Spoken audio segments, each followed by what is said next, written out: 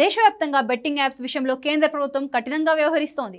ఇటీవలే పార్లమెంట్లో alignment gaming bill కూడా పాస్ అవడంతో కఠిన చర్యలకు సిద్ధమవుతోంది.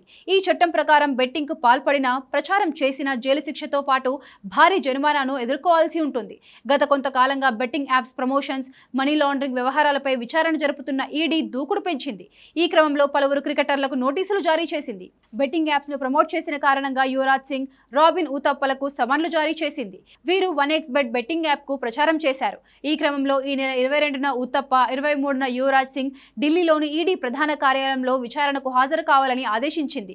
వీరితో పాటు బాలీవుడ్ రియల్ హీరో సోనూ సూద్ కు కూడా ఈడీ సమన్లు జారీ చేసింది. నిషేధిత ఆన్లైన్ బెట్టింగ్ యాప్ లావాదేవీల్లో మనీ లాండరింగ్ కు సంబంధించి ఈడీ వీరిని ప్రశ్నించనుంది. బెట్టింగ్ యాప్స్ వ్యవహారం ప్రస్తుతం దేశవ్యాప్తంగా దుమారం రేపుతోంది.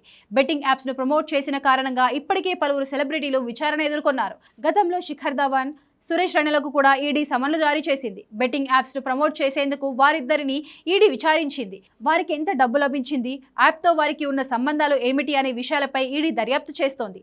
ఇప్పుడు ఇదే కేసులో యువరాజ్ సింగ్, రాబిన్ ఉతప్పలను కూడా ఈడీ విచారించనుంది. ఈ కేసులో క్రికెటర్ల ప్రమేయంపై మరింత సమాచారం కోసం ఈడీ దర్యాప్తు కొనసాగిస్తోంది. ఈ విచారణల తర్వాత మరిన్ని వివరాలు వెలువడే అవకాశం ఉన్నాయి.